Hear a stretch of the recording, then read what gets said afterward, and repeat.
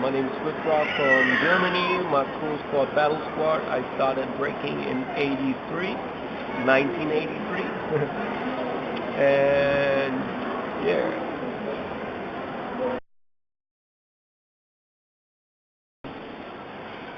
My beginning was like I was 13 years old, and my daddy called me.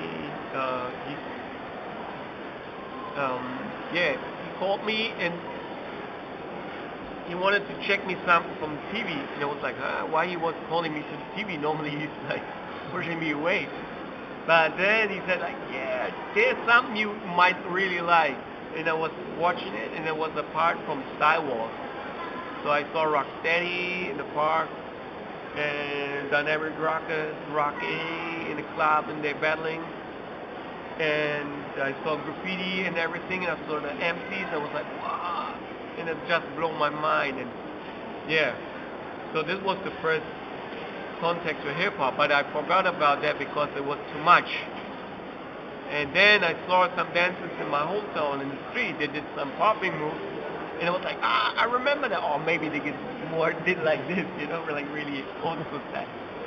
And I was like, I remember this. I saw that on TV, and then yeah, I started to get contact with them. Yeah, and then I was like picking every single detail from a magazine, from a TV show, what you saw, and I was trying to remember it and to copy it, to trying to imitate the move, and then but it was more like pantomime and popping style, and then like the first real breaking move I learned was the six step into headspin. I learned it from Flashdance because that sequence when Lex and Kenny and Frosty and Mr. Freeze, everything, they went there in the street, just began. Yeah, and I was like trying to, but I just saw it on TV, so I had it not on video, nothing. We had no video, so I was like trying to concentrate every time I saw that sequence because they show a lot of time in TV, so I was always trying to put it in my mind, and then I tried to imitate the steps, and then one day I had this feeling, I think that might be the steps I saw, like the six steps. And then years later, I saw footage of me doing it, and I was like, you see, it was that step. So without knowing if I do the right step, I did it,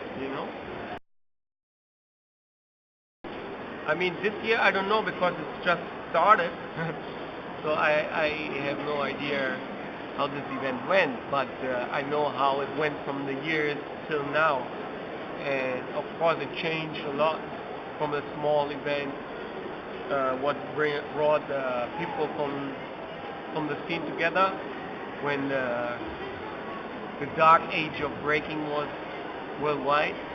So this was like a highlight of the year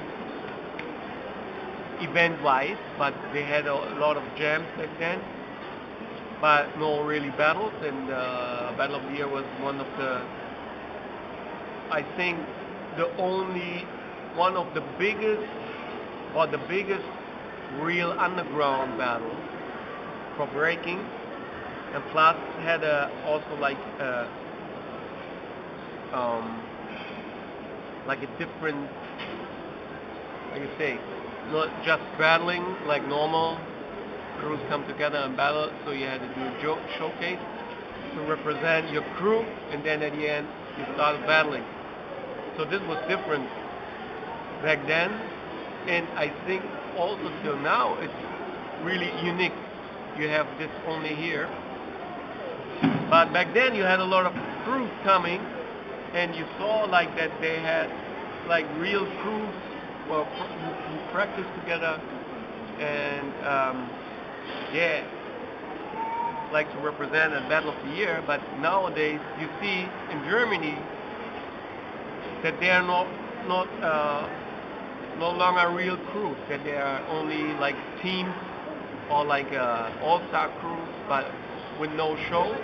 because they don't really take the time, or they don't want to take the time for create a big showcase, because it's like you have so many battles now going on where you can just enter by 2 or 1 person, and you don't have to practice a showcase, you just have to practice your own stuff.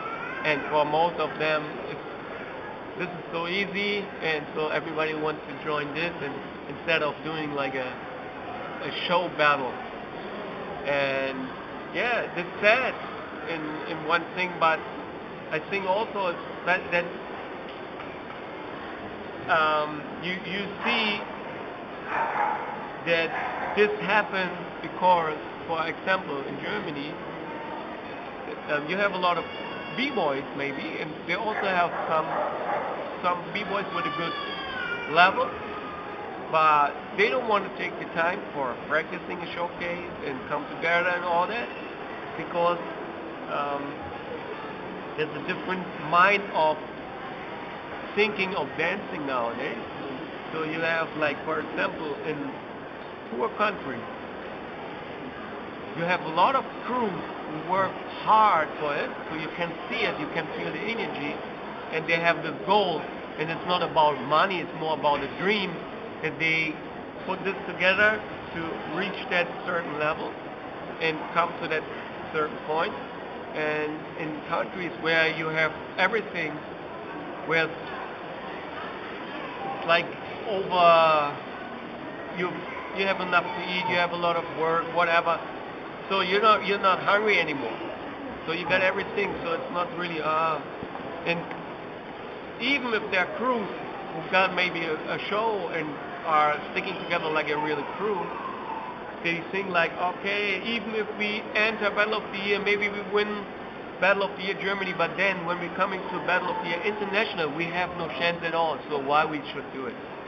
They don't think like it's more about just represent, and that every action brings you to the next level, and you can learn something from every journey. They don't think about this. They just think like, they check the footage, oh no, international level is too much, we have no chance, so forget it, you know? That's really sad. And this was what I missed here, but I think it's because of the situation what you have here. Everything is so,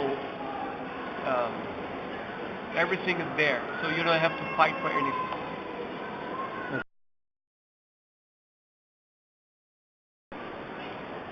I started with breaking, but then I also loved the rap music, so I was listening to rap music. I tried to rap to MCs. I did like German lyrics. I tried to imitate English lyrics when I had no English, but I just tried to imitate the flow. So my friends thought, man, you can freestyle in English, that's so dope, but they didn't know that it was fake English, you know? So it was really... Okay, but then I started also with craft, and I think in beatboxing, but except DJing. I never went into DJing, but I really liked it. But it was already enough for me, you know? Like practicing at the day, dancing, and then in the nighttime I was like chilling and coming down with graph, with sketching, and then in nighttime I went out doing graph.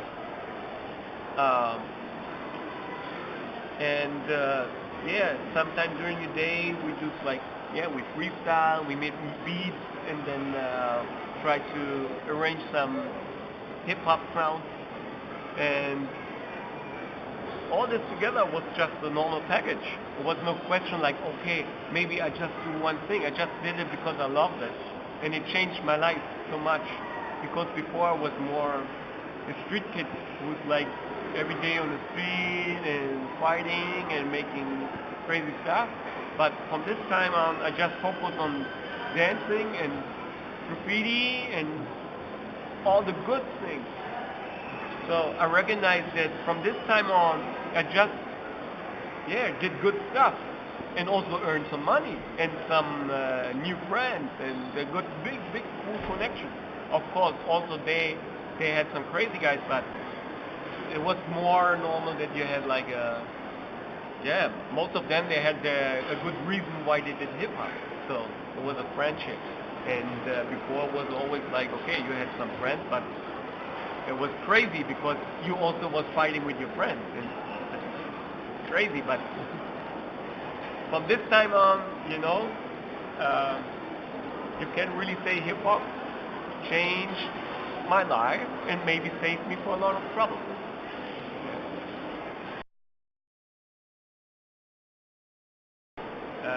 And a lot of people might think, okay, now it's getting commercial because it's big, but you have to look at it this way. It started small, and now it went like this because everybody know about it and loved it, and the whole world wants to be part of it. And of course, it's getting bigger, but still there is, or you can find a special vibe, and also it's like unique because of that. You have to represent with your crew, to work together, go there, represent, and maybe if it went well, you have the chance to go to the international, and then it's the same. But that's not the point. Everybody's going there, having this dream, and to maybe be part of it. I mean, back then, for us, it was not really like a dream to be part of Battle of the Year because we started with them in the same time, so it was like a growing. But after a while, we recognized that this was a special event, and it's still a special event because you have this not just battling, you have two representative crews. Plus, you have to battle, and yeah, but I mean, the scene nowadays, it went so big because I think Battle of the Year is one of the big reasons for it. Because the people saw the videos and want maybe practice only for this, and so this is one of the really most important events of the year, commercial or not. I mean, what is commercial? Of course, you have a sponsor. Why not? But I really love the idea that there's still like a crew battling with a showcase, and then if you have the right level that you went to the battle, and you have I don't know no other event like this we have the same concept like that, and so if you don't like it, you don't have to go there, but it's different to most of the other events. It's like that.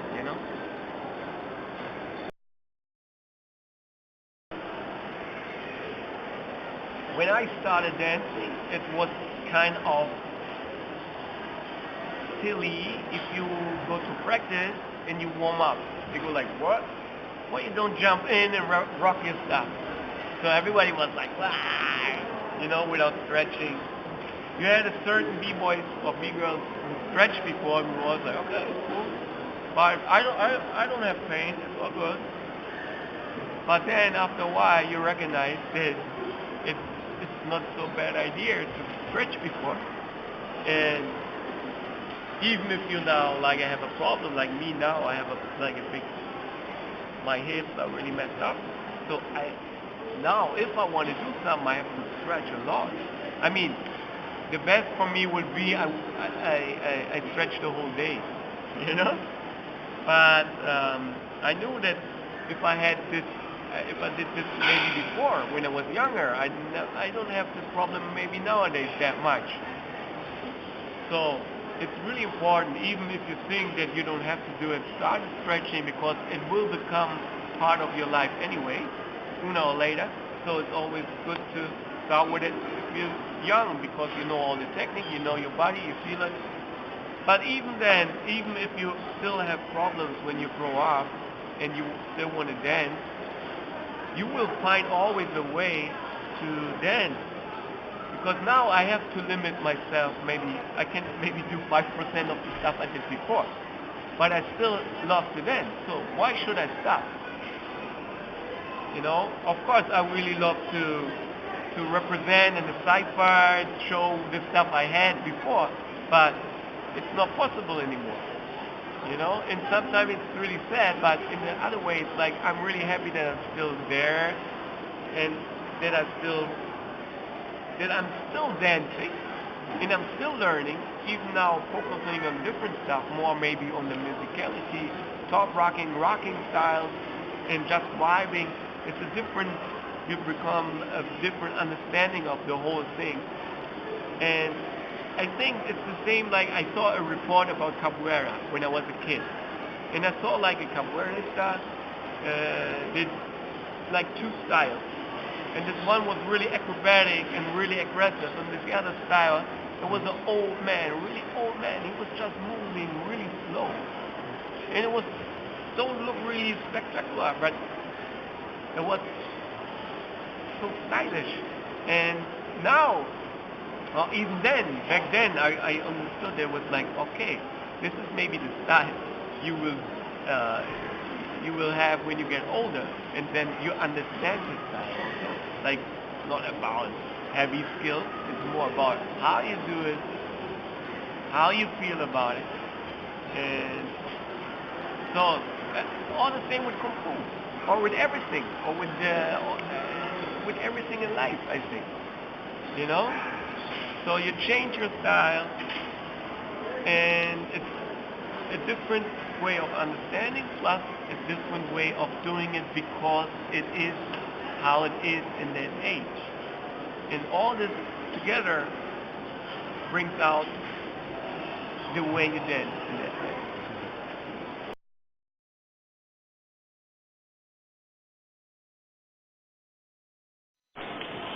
It's a hard question because what is old school, what is new school? Old school or how old school? This is the question. I mean, I don't know. It's not easy to say. Of course, it's totally different. It's totally different. But that's how it is because it started different and it was a different time. But still, if you see nowadays, you see a lot of kids who got that old school style. And not just old school moves, old school style with the old school understanding. I mean, so far they can understand it. Because, of course, it's hard to understand it if you're not from that age. It's just normal. But you see that it doesn't matter really from which age you are. If you have the same understanding of dance and feeling and style, it will come after. Maybe some people have it from the beginning, some people have it later, or just understand it later, but you feel the connection, and it then really doesn't matter if it's old school or new school. But of course, you can learn from the old school the basics, and not only the basics, the creativity also. You know, like the uniqueness you had. It was easier to be unique back then than nowadays. But you know, it all comes back, and also like the old school kids, they had maybe inspiration by Kung Fu or whatever, other stuff. So and it was maybe from the 50s or 40s or whatever. And so it all comes back, but it's always good to remember where you got it, where you got your inspiration from, and take it, change it, and tell the people where you got the ideas from, you know? Not just, yeah, these are my stuff. And maybe you had the inspiration by someone else, but you don't let nobody know about it. That's not good, you know? But, yeah, and of course we have a new style that you maybe don't understand, but how can you say this is whack and this is good only because this is old school, this is new school? Because maybe I just don't understand it. That's why I don't feel it. But to say it's whack, it's not really good, you know. So it's easy to say it, but in a way it's not really fair because you don't know the history of the young people. So you have to also know the history, why they do it, why they dance like this now. And don't be so quick with your opinion, just check it.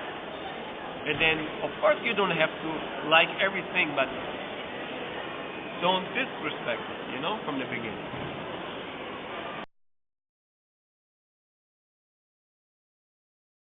It's so good that nowadays you have the opportunity to work in this part as an event man, as a promoter, as a youth worker, as a teacher, whatever. You know, you have so many chances to combine it with the term hip hop.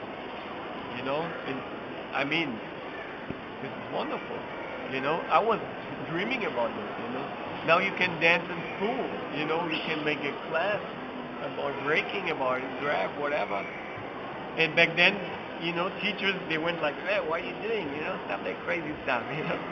And now they can make it like a, yeah, I mean, you can be a professional, you get the diploma if you want for hip hop. This is, in a way, it's funny because we, you know, especially when you're from the old school, you think like, diploma, who has the right to say he's the man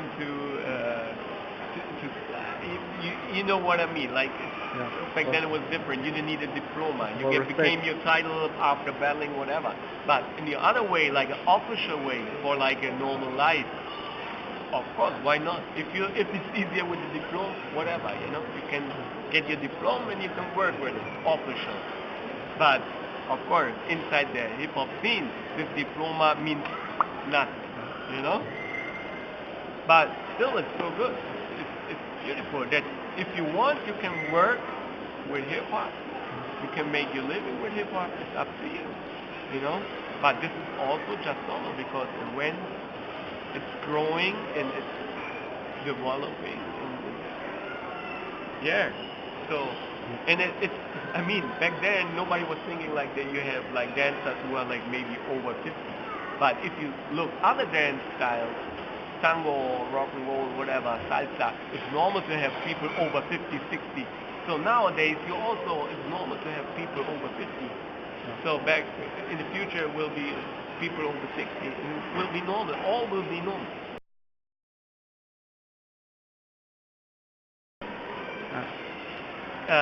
To be honest, no. Not really. I heard about it, but B-boys, I was figures. like, I don't really know. I don't remember names, so I more remember the Argentina steak, and I really love it. So I hope that if the b-boy scene or the breaking scene is so good like the steaks, then it will be incredible.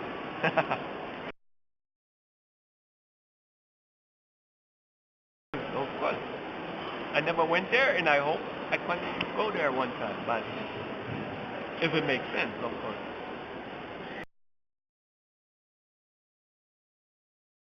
Don't do it for the money. It's good to make money with it, but don't do it at first for the money. Do it just for the love. Do everything you do because you love to do it. And plus, if you will have success with it, what comes automatically if you do something what you really love and like, your dream will come true. Let it flow. That's it.